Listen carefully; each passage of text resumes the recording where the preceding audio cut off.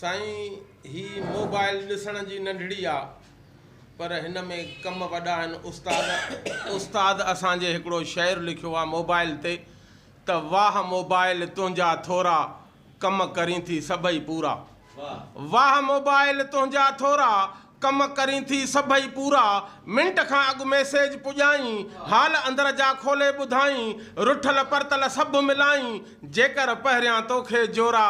वाह मोबाइल तुंहिंजा थोरा कम करीं थी सभई पूरा। जंहिंखे मथे ते आहे तगारी तंहिंजी तोसां पकी यारी तोड़ी ॾींदा वतन बुहारी पोइ बि छिता आहिनि छोरा।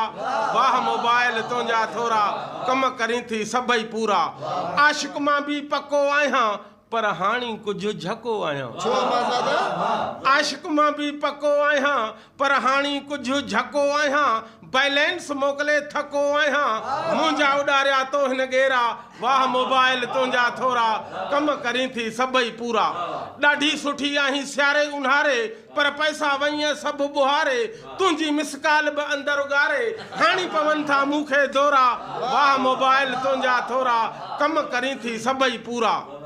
काल कर्ज़ जी जॾहिं अचे थी रत रगुन में बाक़ी बचे थी कावड़ तोते ॾाढी वठे थी भञी जेकर कयं भोरा। वाह मोबाइल तुंहिंजा थोरा कम करीं थी सभई पूरा। तुंहिंजे ज़रिए इश्क हले थो घर वेठे ई प्यार मिले थो हर को पंहिंजो रूह रले थो न माण्हू लभे न लभनि पेरा। वाह मोबाइल तुंहिंजा थोरा कम करीं थी सभई पूरा।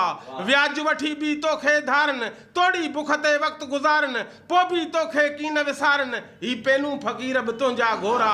वाह मोबाइल तुंहिंजा थोरा कम करीं थी सभई पूरा।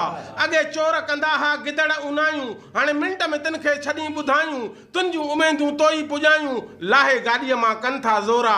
वाह मोबाइल तुंहिंजा थोरा कम करीं थी सभई पूरा। पर वॾी सहूलियत तो मां आहे पाण आहे घर में चवे थो नाहे अहिड़ा ठाह ठगीअ जा ठाहे कूड़ हणनि था रुगो निसोरा। वाह मोबाइल तुंहिंजा थोरा कम करीं थी सभई पूरा। पर हिकिड़ी रुगो रिंग वॼाई लंडन मां बि कुंवार घुराई मिटियूं माइटियूं तूं पई कराई इहे मिलंदा तोखे उजूरा। वाह मोबाइल तुंहिंजा थोरा कम करीं थी सभई पूरा। हर ऑफिसर हुकुम हलाइनि रिश्वत बि था तोते घुराइनि दड़का ॾेई था ईअं दॿाइनि ॿधी छॾियो पंहिंजा ॾोरा। वाह मोबाइल तुंहिंजा थोरा कम करीं थी सभई पूरा।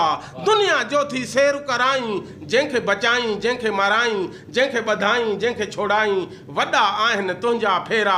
वाह मोबाइल तुंहिंजा थोरा कम करीं थी सभई पूरा। पर सुख बि तो में ॾाढा आहिनि ॾुख बि तो में ॾाढा आहिनि रुख बि तो में ॾाढा आहिनि तो ते लिखियो लुकमान ही शेरा। वाह मोबाइल तुंहिंजा थोरा कम करीं थी सभई पूरा। वाह मोबाइल तुंहिंजा थोरा कम करीं थी सभई पूरा।